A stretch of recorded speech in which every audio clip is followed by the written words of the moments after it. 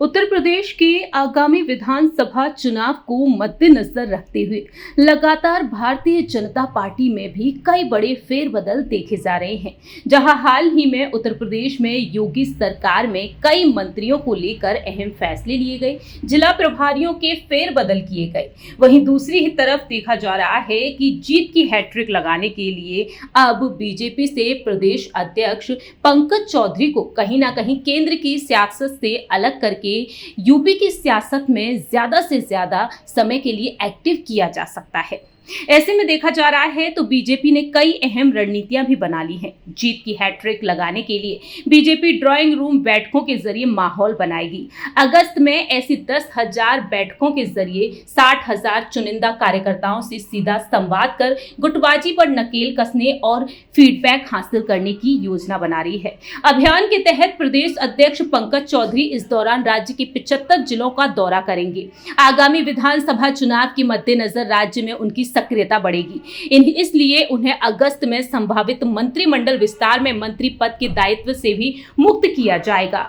Party सूत्रों के मुताबिक आगामी विधानसभा चुनाव को मद्देनजर रखते हुए केंद्रीय नेतृत्व की बड़े स्तर पर ऐसी बैठकों की योजना है। केंद्रीय नेतृत्व चाहता है कि इन बैठकों के जरिए चौधरी न सिर्फ पूर्व सांसदों, विधायकों, मंत्रियों, पदाधिकारियों और पुराने कार्यकर्ताओं से सीधा संवाद करें, बल्कि जमीनी हकीकत को भी समझें। बैठकों में मिलने वाले फीडबैक के आधार पर ही पार्टी विधानसभा चुनाव की रणनीति को तैयार करेगी और फीडबैक ही टिकट हासिल करने का पैमाना भी बनेगा।